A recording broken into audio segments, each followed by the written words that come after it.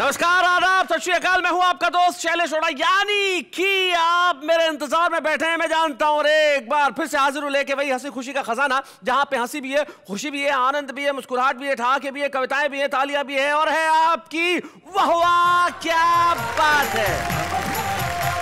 जिंदगी में हंसी बड़ी जरूरी है साहब, लेकिन क्या करें, किसी ने बहुत ठीक कहा कि या तो दीवाना हंसे या वो जिसे तौफीक दे, वरना इस दुनिया में आके मुस्कुराता कौन है। हंसी तो बिल्कुल सपने किसी चीज हो गई है साहब। चलिए चलिए चलिए, बात हंसी की चली है और सपनों की चली है, तो मैं उसे बुला लेता हूं कि अगर ज्यादा देर तक नहीं बुलाया तो हो सकता है वो खड़ी खड़ी सपनों में खो जाए। बुलाते हैं मेरी को होस्ट नेहा के मेहता को।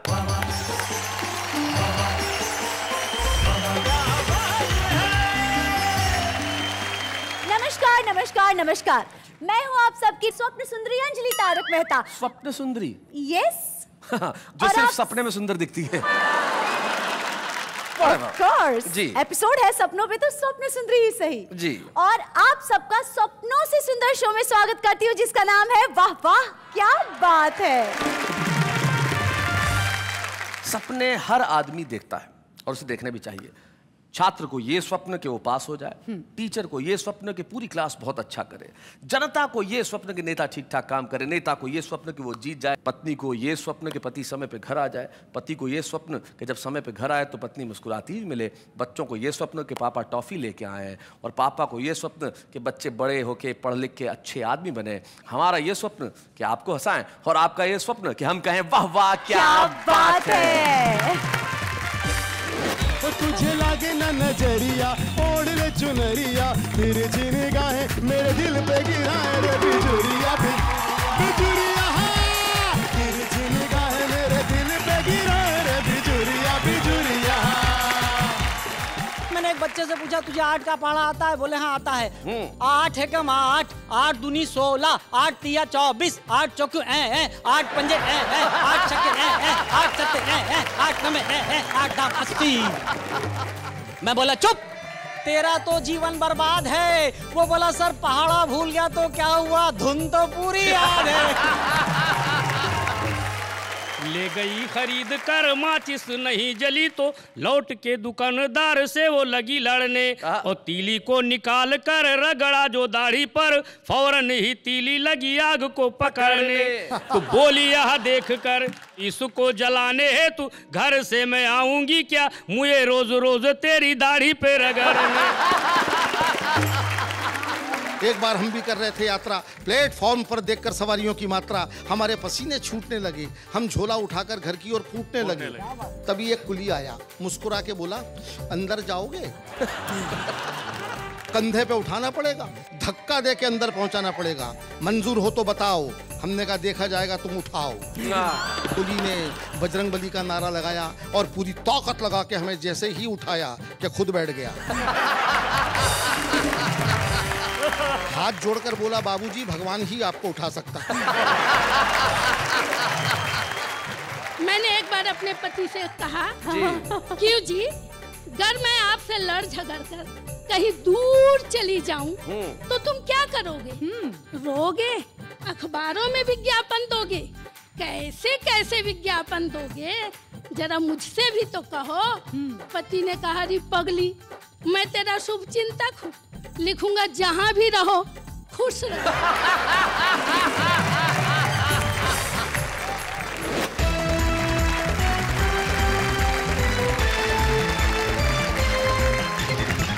तो ये मिलकर कहते हैं एक बार वाह वाह क्या बात है। हमारे साथ हमारे 3 कवि मित्र हैं। हमारे साथ सबसे पहले जो बैठे हैं, शानदार, ऐसा लग रहा है जैसे पंचायत का चुनाव लड़के सीधे सीधे आ रहे हैं या जाके लड़ेंगे। नाम इनका फारूक सरल है, लेकिन सरल साहब चुनाव मत लड़िएगा, क्योंकि इन दिनों चुनावों में सरल लोग चुनाव नहीं लड़ते हैं, काफी टेढ़े लोग चुनाव लड़ते हैं, इसलिए आपकी जगह यही ठीक है, आप अदब की महफिल में रहिए। हम स्वागत करते हैं फारूक सरल का।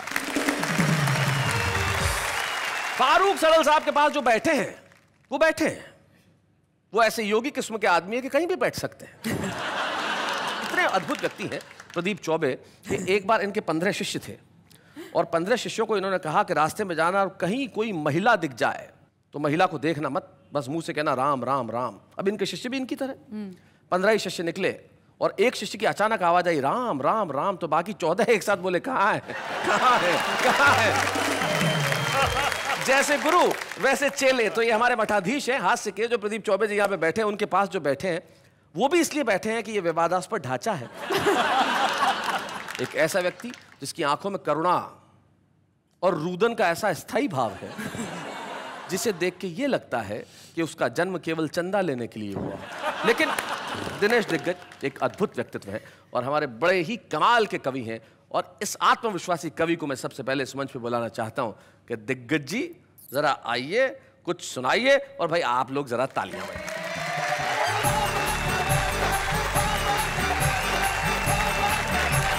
भाई साहब, आपने कहा नाम में क्या रखा है, सच बताता हूँ नाम में क्या रखा है, यहीं से बात शुरू करता हूँ जी।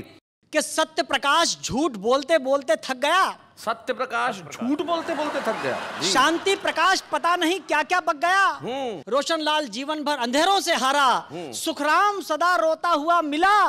मांगी लाल नोटों पे सोता हुआ मिला। क्या बात। मिश्री लाल ने आज तक मिठाई का स्वाद नहीं चखा है। इसीलिए तो कहता हूँ भाई साहब, नाम में क्या रखा है। भाई बहुत अच्छे, बढ़िया बढ़िया भाई, वाह वाह वाह वाह। अलग अलग ढंग से बातें होती है।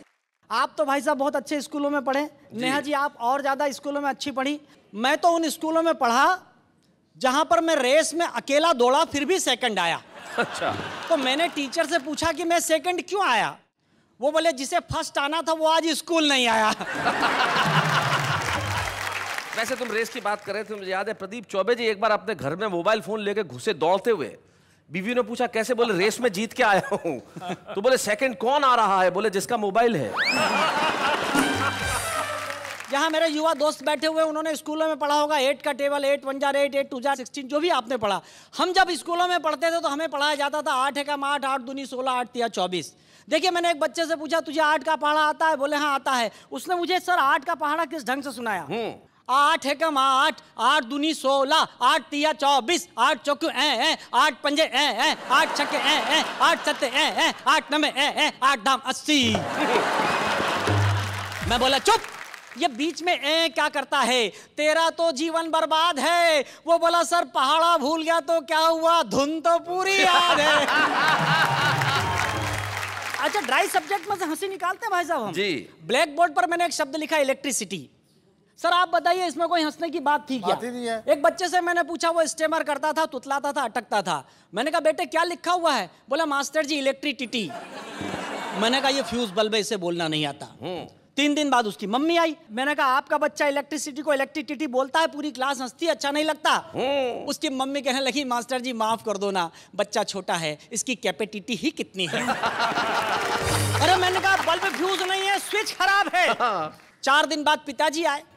मैंने कहा आपका बच्चा इलेक्ट्रिसिटी को इलेक्ट्रिसिटी बोलता है, आपकी पत्नी कैपेसिटी को कैपेसिटी बोलती है, पूरी क्लास हंसती, अच्छा नहीं लगता। उसके पिताजी कहने लगे मास्टर जी बात बहुत छोटी सी है, पर फोकट की पब्लिसिटी मत करो यार।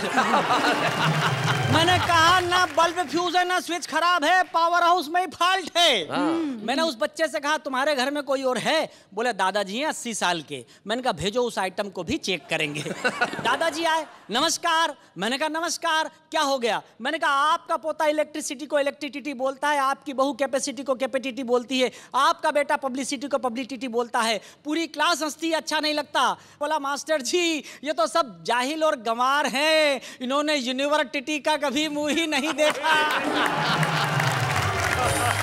और हकीकत है साहब, शिक्षा क्या हो गई है जी। पुराने जमाने में होता था कोई बच्चा स्कूल नहीं आता था तो स्कूल से 4-5 बच्चे जाते थे, उसके हाथ पैर पकड़ के उसे ऐसे ऐसे करके लाते थे। आंचलिक भाषा में कहते हैं टांगा टोली करके लाते थे जी। ये दृश्य खत्म हो गए, शिक्षा के प्रति अनुराग खत्म हो गया। लेकिन मैंने आज से 4 दिन पहले मेरे शहर में यह दृश्य देखा। 4-5 स्कूल के विद्यार्थी एक को ले जा रहे टंगा टोली करके। मैंने कहा क्यों, ये विद्यार्थी क्या स्कूल नहीं आ रहा है? बोले ये विद्यार्थी नहीं है, मास्टर है। 1.5 महीने से नहीं आ रहा, मिड डे मील खा के जाता वहीं रह जाता है। अभी मैंने नई कार खरीदी, जब लेकर निकला तो अचानक बंद हो गई। मैंने सोचा शायद पेट्रोल खत्म हो गया होगा। सामने ही मेरे मित्र रहते थे। मैंने कहा नरेंद्र जी शायद मेरी कार में पेट्रोल खत्म हो गया, कोई हेल्प करो। वो बड़ी गंभीर मुद्रा में अंदर गए और एक माचिस लेकर आए। मैंने कहा इससे क्या करूंगा? बोले पेट्रोल चेक कर लो। मैंने कहा इससे पेट्रोल कैसे चेक करूंगा? बोले सुनो, अगर कार में पेट्रोल नहीं हुआ तो तुम्हें पता चल जाएगा, और अगर हुआ तो कल न्यूज़पेपर के माध्यम से पूरे शहर को पता चल जाएगा कि पेट्रोल था। लोगों के मदद करने के तरीके बदल गए। बधाइयां कम मिलती है भाई साहब, आजकल धमकियां ज्यादा मिलती है जी। धमकियों पर एक कविता फारूक भाई, प्रदीप जी सुनिएगा कि पिछले दिनों एक धमकी भरा एसएमएस हमारे पास आया। एसएमएस पढ़कर सिर चकराया। लिखा था, दिग्गज जी हम आपके जीवन का सुख चैन तोड़ देंगे, अगर 50 लाख रुपया नहीं दिया तो आपका नाम किसी आइटम गर्ल से जोड़ देंगे। एसएमएस पढ़कर मैं हो गया पसीना पसीना जी। मैंने कहा बदनाम हो गया तो मुश्किल हो जाएगा जीना। मैंने मदद के लिए तुरंत एक नेताजी को फोन लगाया। यह मेरी सबसे बड़ी गलती थी। मैंने मदद के लिए एक नेताजी को फोन लगाया। फोन स्वयं नेताजी ने उठाया। बोला, दिग्गज जी क्या हाल चाल हैं? मैंने कहा चाल तो ठीक है, हाल बुरा है। मेरे सीने पर धमकियों का छुरा है, मेरी मदद कीजिए। मदद शब्द सुनते ही वे आवाज बदल कर बोले, इस मार्ग की सभी लाइनें व्यस्त हैं, कृपया कुछ देर बाद डायल कीजिए। तभी मुझे मेरे एक वरिष्ठ कवि मित्र का ख्याल आया। मैं नाम नहीं बताऊंगा, नहीं तो आपको पता चल जाएगा कि मैं प्रदीप चौबे भाई साहब की बात कर रहा हूं। तभी मुझे मेरे एक वरिष्ठ कवि मित्र का ख्याल आया। मैंने उन्हें फोन लगाया, कहा गुरु लोग हमें धमकियां दे रहे हैं, कोई मार्ग सुझाओ। वो बोले, मार्ग? हम तो हाईवे सुझा देंगे। जरा डीप में जाके समस्या बताओ। ओहो। मैंने कहा गुरु लोग मेरा नाम आइटम गर्ल के साथ जोड़ रहे हैं। आइटम गर्ल का नाम सुनते ही गुरु क्रोध में आ गए। मुझे लगा कि आज तो धरती और अंबर हिल जाएगा। धीरे से आकर बोले, जिसने तुझे धमकी दी है उसका मोबाइल नंबर मिल जाएगा। मैंने कहा बिल्कुल मिल जाएगा गुरु। बोले फिर तू ही डायल कर, हो जा शुरू। डायल तो मैं भी कर सकता था, कोई डिफरेंस नहीं है, पर फिलहाल मेरे मोबाइल में बैलेंस नहीं है। तो मैंने कहा गुरु क्या आप धमकी देने वाले को डराएंगे, धमकाएंगे या समझाएंगे? बोले न डराएंगे, न धमकाएंगे, न समझाएंगे, हम एक नई टेक्निक अपनाएंगे। तेरा नाम डिलीट करके हम अपना नाम जुड़वाएंगे। क्या बात है, बहुत अच्छे। क्या कहने वाह वाह। अचानक वे शायरी करने लगे, अरे हजारों साल नरगिस अपनी बेनूरी पर रोती है, तब कहीं जाकर चमन में एक फूल खिलता है। और सच बात तो यह है कि आम आदमी को आजकल बदनाम होने का मौका ही कहाँ मिलता है। क्या बात है भाई, वाह वाह वाह वाह।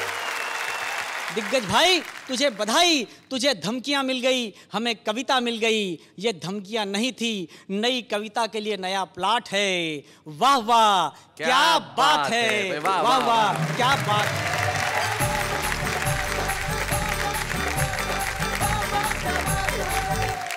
बहुत बढ़िया भाई दिनेश दिग्गज, आपने बहुत अच्छा सुनाया। दिनेश मेरा बड़ा पुराना ही विद्यार्थी है और मैं जानता हूँ कि इसको धमकियाँ ऐसी जिंदगी के अंदर आती रहती, लेकिन धमकियाँ सपनों में भी होती है। एक बीवी सुबह ही सुबह उठी तो पति ने धमका दिया।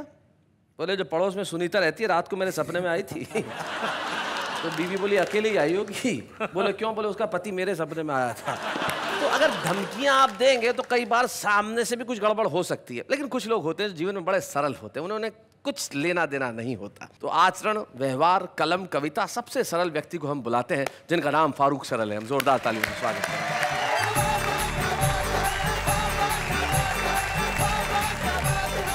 बहुत अच्छा लग रहा है वाह में आके के। मैं सोच रहा हूँ 2 छंद अपने मिजाज के विपरीत पढ़ दूं, जिसमें आप सरल नजर नहीं आ रहे हैं। मैंने जब परचून की दुकान खोली, ग्रोसरी स्टोर जिसमें घर का छोटा मोटा सामान मिलता हो जी, पहले ही दिन एक महिला माचिस खरीद के ले गई। बरसात के मौसम में माचिस थोड़ी सीली थी, वो जली नहीं, वापस करने आई। मैंने एक तीली निकाली और उसको थोड़ी देर तक अपनी दाढ़ी के ऊपर रगड़ा। माचिस सूख गई और मैंने जला के दिखाया।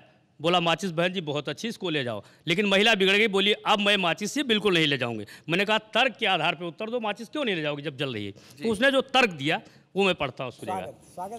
कि ले गई खरीद कर माचिस नहीं जली तो लौट के दुकानदार से वो लगी लड़ने। और तीली को निकाल कर रगड़ा जो दाढ़ी पर, फौरन ही तीली लगी आग को पकड़ने। तो बोली यह देख कर इसको न ले जाऊंगी, पैसे कर वापस न बात दे बिगड़ने। और इसको जलाने हेतु घर से मैं आऊंगी क्या, मुझे रोज रोज तेरी दाढ़ी पे रगड़ने। वाह भाई वाह वाह, क्या बात है। अक्सर पति पत्नियों में नोक झोंक चला करती है।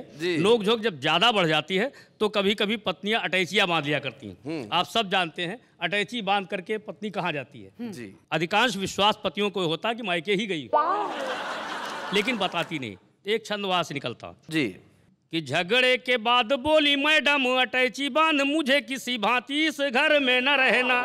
और मैंने कहा गुस्सा छोड़ो, पति पत्नी है हम, हमें मिलजुल के है सुख दुख सहना। बोली झुंझला के इस घर से तो उत्तम है, मेरे लिए जाके किसी नरक में दहना। और मैंने कहा अच्छा यदि नरक में जाती हो तो मम्मी जी से अपनी मेरा सलाम कहना। अभी शैलेश जी ने कहा था कि मैं चुनाव लड़ने की मुद्रा में हूं, लेकिन उन्होंने मशवरा दिया था तो मैं थोड़ी देर के लिए चुनाव लड़ता हूं और मेरा दावा है कि मैं ही चुनाव जीतूंगा। उसका कारण यह है कि जो मेरा प्रतिद्वंदी है, प्रतिपक्ष में है, वो भी मेरे ही समान गुण वाला, दोष वाला है। अच्छा। तो थोड़ी देर के लिए मान लीजिए कि एक प्रत्याशी मैं हूँ, एक प्रत्याशी मेरा भाई दिनेश दिग्गज है। ठीक। दोनों में गुण दोष सब बराबर हैं। एक एक्स्ट्रा बाल वाला, एक बिना बाल वाला। थोड़े बहुत अंतर चलते हैं जी, वो अनुपात बराबर हो जाता है। अनुपात बराबर हो जाए। तो सुनेगा कि एक से बढ़कर एक लुटेरे, सब कुर्सी को खड़े हैं घेरे, एक दूजे पर आंख तरेरे, चोर चोर भाई मौसेरे। वाह। इस कुर्सी पर हम बैठेंगे कहीं और तुम किसको, हमारे सिवा बोलो चुनोगे तुम किसको, हमारे सिवा बोलो चुनोगे तुम किसको। पहली समानता, थोड़ा बहुत अंतर शब्दों का हो सकता है, लेकिन अर्थवत्ता और गुणवत्ता दोनों की बराबर। जी। कि मैं झगड़ालू ये है लड़ाकू, मैं चंगेजी हूँ ये हलाकू, मैं हूँ छुरी और ये चाकू, मैं भी डाकू ये भी डाकू। क्या बात है। और दोनों देश को ही लूटेंगे, चुनिए चाहे जिसको, हमारे सिवा बोलो चुनोगे तुम किसको, हमारे सिवा बोलो चुनोगे तुम किसको। कि राजनीति का एक कहरा, राजनीति का एक कहरा, अपना मकसद एक ही ठहरा, दोनों का संबंध है गहरा, मैं हूँ अंधा ये है बहरा। क्या बात है। दोनों नहीं सुने देखेंगे, रोज चाहे सिसको, हमारे सिवा बोलो चुनोगे तुम किसको, हमारे सिवा बोलो चुनोगे तुम किसको। ये लड़ाई झगड़े सिर्फ थोड़ी देर के होते हैं, उसके बाद फिर हम एक हो जाएंगे। कि बस चुनाव भर हम्मा हम्मा, बस चुनाव भर हम्मा हम्मा, धमा चौकड़ी धम्मी धम्मा, जीत गए तो दम्मा दम्मा, वल्ले वल्ले छम्मा छम्मा। क्या बात है। एक करेगा वहाँ भांगड़ा, एक करेगा डिस्को, हमारे सिवा बोलो चुनोगे तुम किसको, हमारे सिवा बोलो चुनोगे तुम किसको। भाई क्या बात है।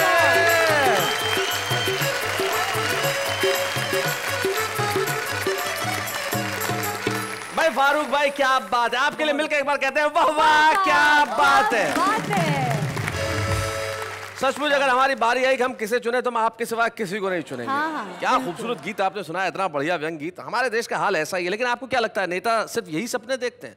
प्रदीप भाई, एक नेता एक सपना देखता था कि रोज सपने में रात को चुनाव हार जाता था, तो डॉक्टर के पास पहुंचा, कुछ दवाई दीजिए, मैं रोज रात को सपने में चुनाव हार जाता हूँ। डॉक्टर ने दवाई दी, दूसरे ने आया, बोले क्या दवाई दी? गड़बड़ हो गई। बोले क्या? बोले कल तक तो हार ही रहा था, आज तो जमानत जब्त हो गई। तो जिस देश में सपनों में भी ये हाल हो, उस देश का क्या किया जाए। लेकिन कुछ लोग होते हैं जो हकीकत में इतना हंसाते हैं कि आप सपने भी उन्हीं के देखते हैं। प्रदीप चौबे उनमें से ऐसा ही नाम है, जो हकीकत में आपको इतना हंसाएंगे कि आज रात को जब आप सोएंगे तो सपने में भी आपको प्रदीप चौबे नजर आएंगे, लेकिन डरावने सपने उसे नहीं कहते, वहां पे भी वो आपको हंसाने के लिए आएंगे।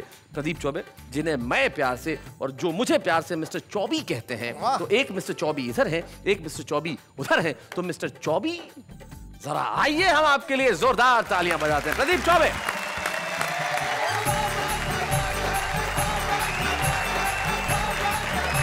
बड़ी मुसीबत होती है कवियों की, और ख़ासकर हास्य कवियों की। जो थोड़ा बहुत नाम मिल जाता है, लोकप्रियता मिल जाती है, तो उनके लिए संकट भी होता रहता है। मैं कॉलेज में कविता पढ़ने के लिए गया, कवि सम्मेलन में गया, तो वहाँ का एक नौजवान जो स्टूडेंट था वो मेरे पास में आके मेरे काव्य पाठ से पहले बोला कि प्रदीप जी, आपको तो हम सुनते ही रहते हैं, लेकिन आपसे पहले अगर मैं 2 मिनट की पढ़ दूँ तो क्या मुझको आज्ञा देंगे, अनुमति देंगे? मैंने दया की उस पर, मैं कहा पढ़ ले भाई। मैं कहा 2 मिनट रहेगा ना? हाँ बोले, भरोसे का आदमी हूँ, मगर माइक अच्छों को नहीं छोड़ता साहब। मेरे पढ़ने के पहले 2 मिनट के लिए आया हुआ कवि, उसने जो कुछ किया वो इस कविता का विषय है। सुना। केवल 2 मिनट के लिए आया हुआ कवि जब 2 घंटे कविता पढ़ गया तो पीछे बैठे हुए कवियों का मानसिक संतुलन बिगड़ गया। एक ने उसका कुर्ता पकड़ के खींचा, कुर्ता काफी पुराना था, कुर्ता काफी पुराना था, आधा हाथ में आ गया। फटा हुआ कुर्ता देख के कवि ताव खा गया, पलट के बोला, क्या कुर्ता ही फाड़ दिया? 1 घंटा और पढ़ूंगा। और वो फिर शुरू हो गया। कवियों में टेंशन भी दोबारा शुरू हो गया। बड़े कवि ने छोटे कवि से कहा, ये कुर्ते से नहीं मानेगा। तो साहब, ये वाली बात है जो आपके हंसने के लिए जिंदगी मिलती है। 2 बैठे हैं बेचारे यहाँ पे, इनको गंजा गंजा कह करके, ये मुझे बहुत बुरा लगता है, बहुत बुरा लगता है। भाई, गंजों के अनुभव बड़े शार्प होते हैं। एक गंजे के पास खड़ा था, एक विराट गंजा था। ये तो क्या लगते हैं, वहाँ तो पूरा मैदान ही साफ था, दूर तक कहीं छाया नहीं थी, पूरा मैदान चमक रहा था। अगला धूप में और खड़ा था और तेल भी लगा रखा था। मेरी तो निगाह तक फिसल रही थी।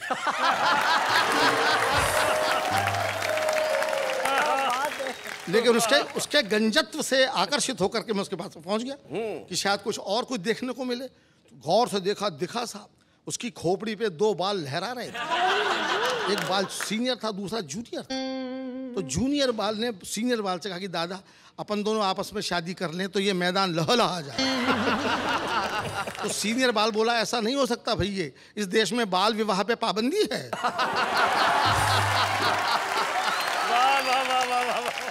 रेल यात्रा कविता में सुना देना चाहता हूँ। आज तो रेलों में बड़ी सुविधाएं हैं साहब, एसी वेसी हैं, तमाम है, सब कुछ है। एक ज़माने में रेलों में केवल रेल ही होती थी।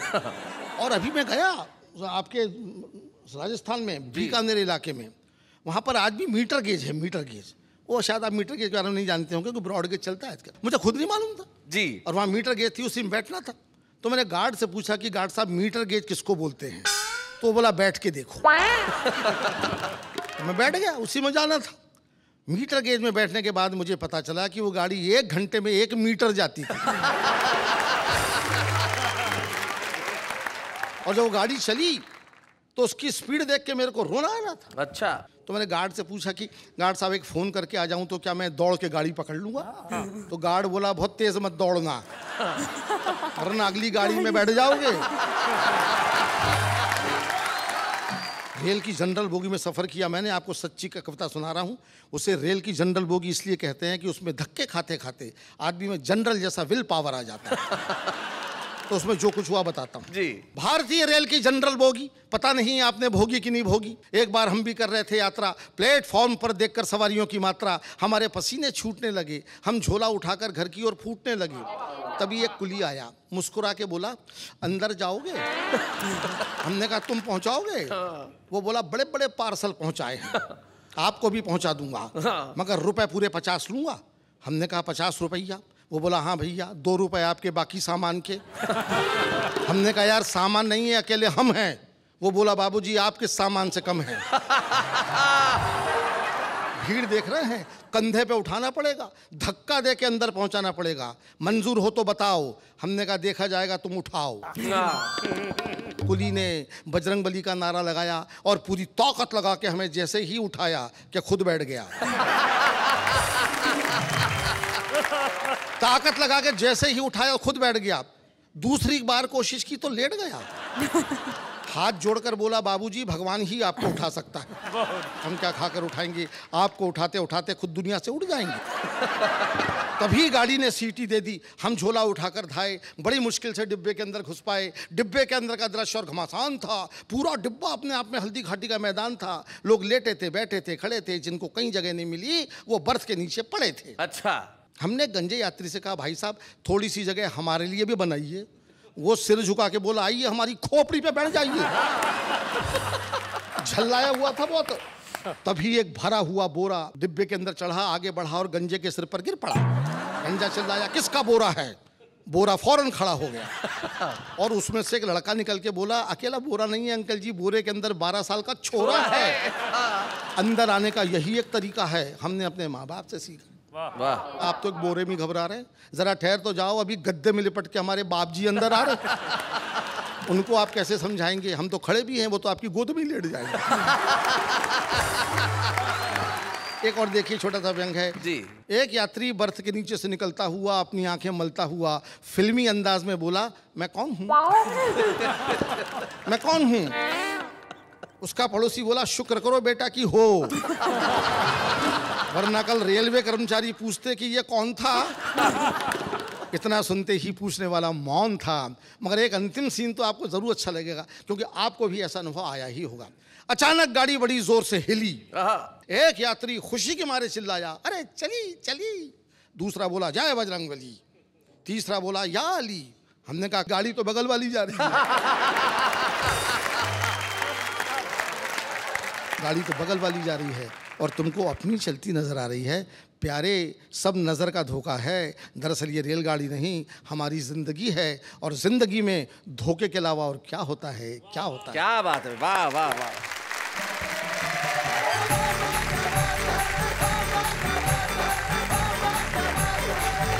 तो भाई आज मैं जानता हूं कि रात को जब आप सोएंगे तो अगर आपको स्वप्न भी दिखेंगे तो उसके अंदर ठहाके और हंसी होगी। हम यही तो चाहते हैं कि जिंदगी में आप चाहे जगह या सोएं, जिंदगी भर हंसते रहें और हंसी ही हो आपके जीवन का दूसरा नाम। लेकिन हम लेते हैं एक अल्प विराम।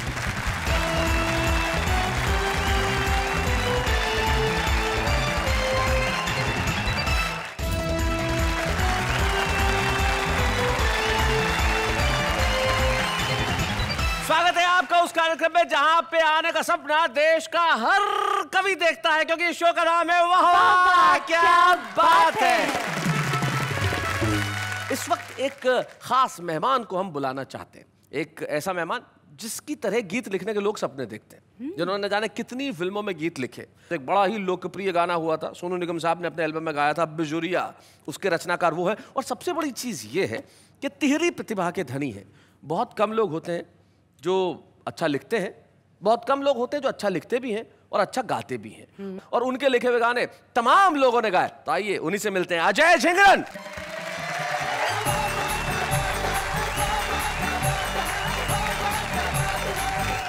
पहले वही गीत पेश करूंगा जो मेरी पहचान बना हुआ है पूरे देश में। मेरा पहला गीत था, तो मुझे आज भी वो लम्हा याद है जब वो गीत रिलीज हुआ था तो मैं कैसे भाग के ऑडियो की शॉप पे गया था खरीदने के लिए अपना कैसेट। ये सपना होता है, सहारनपुर से एक लड़का आता है जिसका नाम अजय झिंगरन होता है, और इनकी एक ख्वाहिश होती है कि जब मेरा गाना आया तो मैं ऑडियो कैसेट खरीद के लाऊं। ये ख्वाहिश पूरी हुई। एक खूबसूरत गाना अजय हमें सुना रहे हैं जो अजय ने लिखा।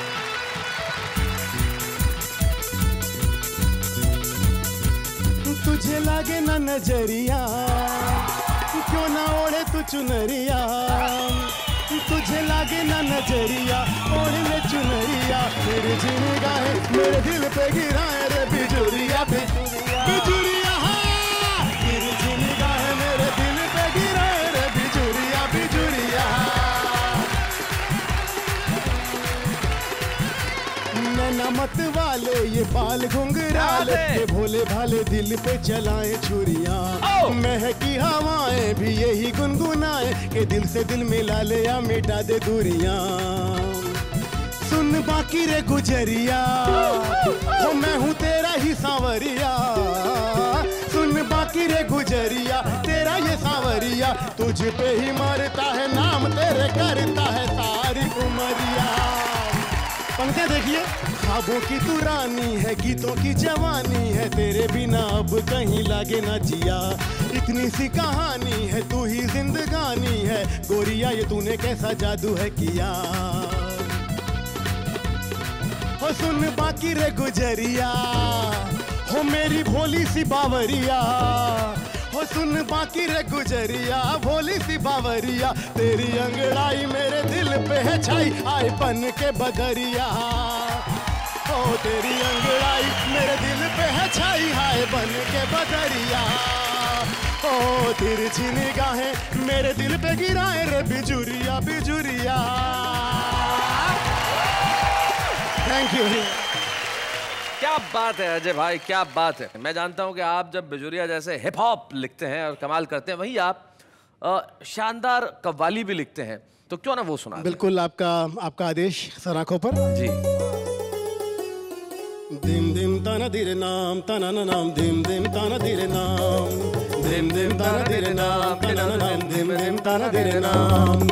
मुझ में ही छुप के छले जिया, मुझ में ही छुप के छले जिया। अरे मोरा पिया बहरू पिया, अरे मोरा पिया बहरू पिया। छब दिखला के कहाँ छुपा पिया। क्या बात है। मोरा पिया बहरू पिया। अरे मोरा पिया बहरू पिया। इसकी हकीकी की पंक्तियां देखिएगा। इरशाद। मेरे लब पे तेरे नगमे जवां हैं, मेरे दिल पे तेरे दिल के निशान हैं। कि अब मैं बन गया तू और तू मैं, कोई कह दे जुदा हम तुम कहाँ हैं। मुझ में ही छुप के छले जिया। मोरा पिया बहरू पिया। फोटो पे इनकार बहुत है,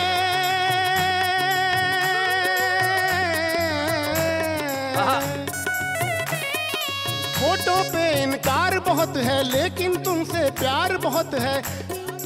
पहन लिया है रूप तुम्हारा, मेरा ये श्रृंगार बहुत है। मुझ में ही छुप के छले जिया। मोरा पिया बहरू पिया। क्या बात है। झूठी दुनिया में बहलावे जिया, झूठी दुनिया में बहलावे जिया। मोरा पिया बहरू पिया। मोरा पिया बहरू पिया। क्या बात है यार, क्या बात है।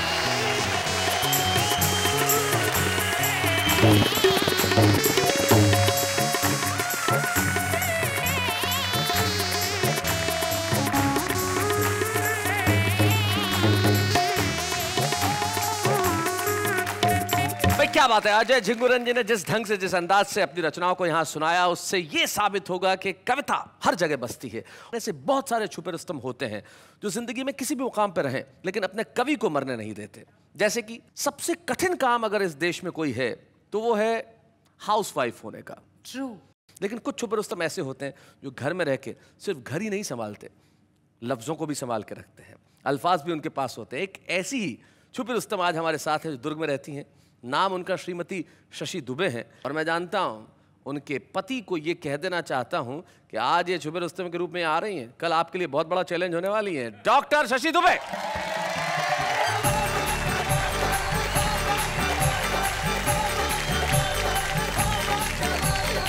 शैलेश जी, तनाव से चेहरे पर पिंपल पड़ते हैं जी, रोने से चेहरे पर रिंकल पड़ते हैं। इसलिए वाह वाह क्या बात है देखकर मुस्कुरा दो, क्योंकि मुस्कुराने से चेहरे पर डिंपल पड़ता है। क्या बात है, क्या बात है। एक कुंवारी कन्या ने बुजुर्ग महिला से पूछा, प्यार और शादी में क्या भिन्नता होती है? महिला ने कहा, रे पगली, प्यार अंधा होता है और शादी आंखें खोल देती है। प्यार में दो दिल इतने पास आ जाते हैं, इतने पास आ जाते हैं कि बिना बोले एक दूसरे की सारी बातें समझ जाते हैं। क्या बात है। और शादी में शरीर तो पास रहते हैं, किंतु दिल इतने दूर हो जाते हैं, इतने दूर हो जाते हैं कि बिना चिल्लाए एक दूसरे को अपनी बातें समझा नहीं पाते। क्या बात है, बहुत बढ़िया। प्यार है टॉफी जो रहती तो कुछ देर तक है, किंतु मुंह में मिठास घोल देती है।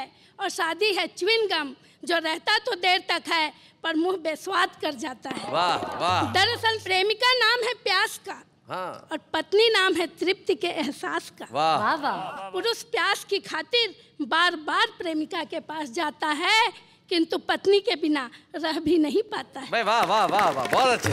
पुरुष चाहता है दोनों हाथों में हो लड्डू, किंतु अरे ओ निखड्डू, तुझे इतनी सी बात समझ में नहीं आती है कि एक म्यान में दो तलवारें कभी रह नहीं पाती। क्या बात है, बहुत अच्छा। हर पत्नी की यही इच्छा होती है कि उसका पति उसे आई लव यू बोले, किंतु पति सब कुछ कहता है, बस यही 3 शब्द नहीं। यही बहुत अच्छे। यही जानने के लिए मैंने एक बार अपने पति से कहा, क्यों जी, अगर मैं आपसे लड़ झगड़ कर कहीं दूर चली जाऊं या घर से भाग जाऊं तो तुम क्या करोगे?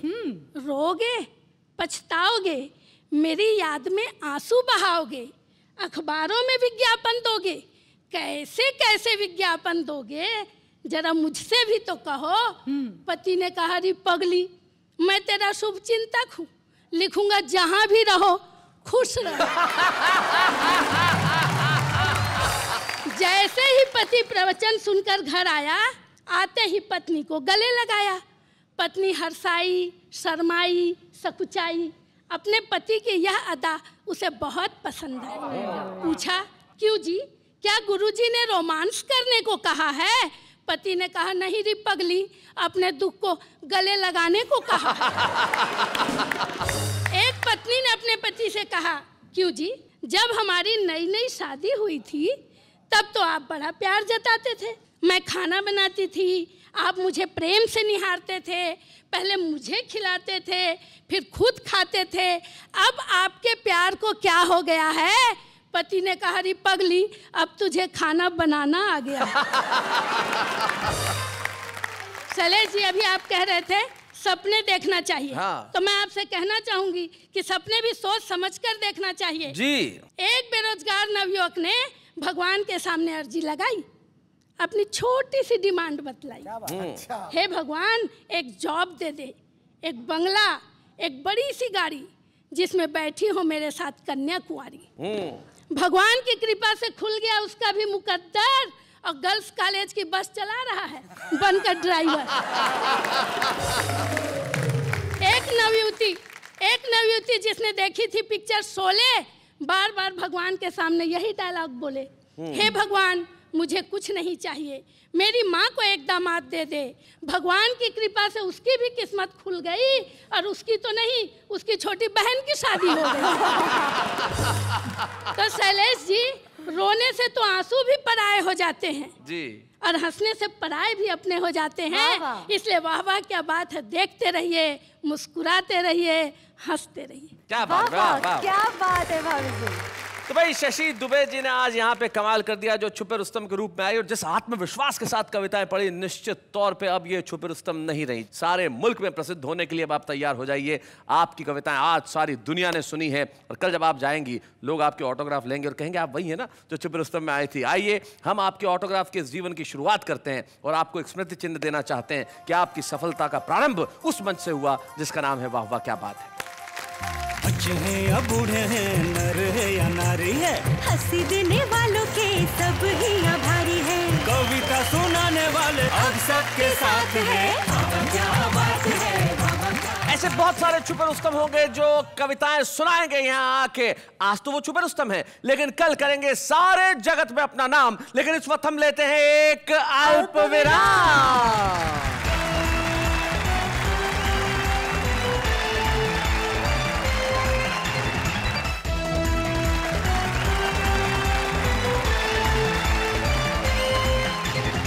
स्वागत है फिर से आपका हमारे उसी शो में जिसका नाम है वाह वाह क्या बात है। वैसे अब मुझे समझ में आ गया क्या कि सपने वही देखने चाहिए जो साकार हो सके। ओके, यानी कि अब तुम एंकर बनने का सपना नहीं देख रही हो। वो सपना नहीं है। चलिए, सपने वही देखने चाहिए जो साकार हो सके, लेकिन सपने जरूर देखने चाहिए और ये कभी तय नहीं करना चाहिए कि मैं जो सपना देख रहा हूं वो साकार होगा या नहीं, क्योंकि सपना देखना मेरा कर्तव्य है और उन्हें साकार करना उसकी जिम्मेदारी है। लेकिन उसकी जिम्मेदारी निभाने से पहले हमें अपना परिश्रम तो करना पड़ेगा। और इस देश का आम आदमी जो है वो बड़े सपने देखता है, हकीकत में बातें कड़वी कड़वी कहता है, लेकिन सपने बड़े अच्छे देखता है। अब उनके सपने और हकीकत की बातें क्या होती है जरा देखते हैं। उम्र काफी नादान है मेरी, हंस के जीने की पहचान है मेरी, दिल दुखों से भरा हो आपका तो मेरे पास आइए, दिल रिपेयर करने की दुकान है मेरी। हार से पहले मैं उम्मीद क्यों छोड़ूं? दया बोला पेमेंट सबको मिलता है, दरवाजा हमेशा मैं ही क्यों तोड़ूं? गॉड ने दिन बनाया और नाम दिया आफ्टरनून, रात की रोशनी बनाई और नाम दिया मून, सोच समझ कर तुम्हें बनाया और नाम दिया कार्टून। उंगली में चुभी सुई, अरे उंगली में चुभी सुई, उई उई उई उई। हरो फूल बरसाओ, मेरा दोस्त आया है, होठों पे मुस्कान, गली में महक लाया है, जिसे थी पानी से एलर्जी, आज वो साबुन से नहा के आया है।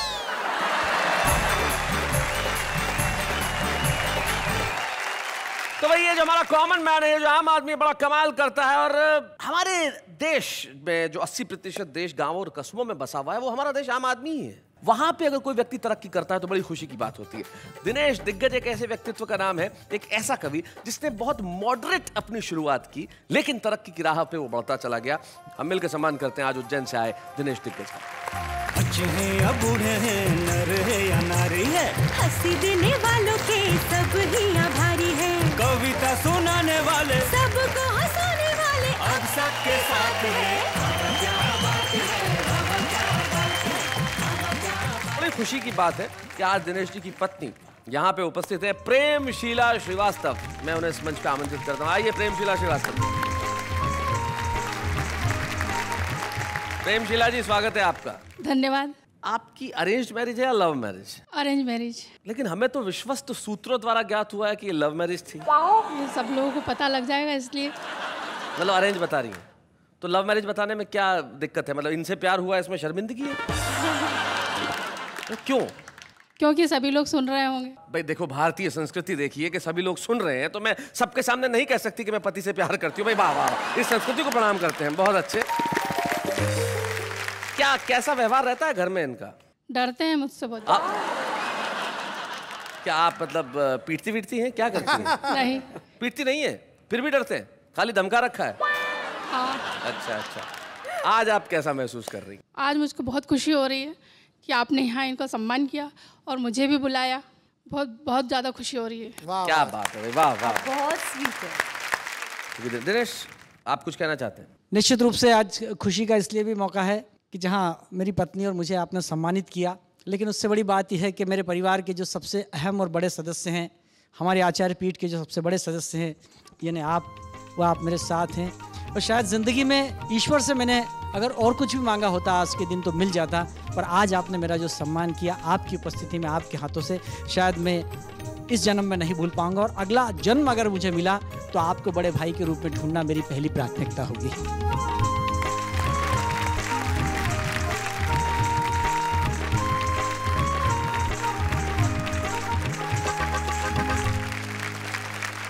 दिनेश, मैं आपको ये कहना चाहता हूँ, आप, प्रेमशीला, फारूक भाई, प्रदीप चौबे या तमाम वो कवि जैसे शशि जी यहाँ आई आज और उन्होंने छुपे रुस्तम के रूप में कविताएं पढ़ी, या अजय जी आए, हम तमाम लोग हिंदुस्तान की आत्मा में से निकले हुए लोग हैं। इसलिए तमाम वो लोग जो चाहे छोटी जगहों पर रहते हैं, लेकिन उन्हें जाते जाते एक शायर के दो शेर कहना चाहता हूँ। आप कहीं भी रहें, लेकिन अगर आप में सपने देखने की हिम्मत है, उन्हें सच बनाने की ताकत है, तो आगे बढ़िए।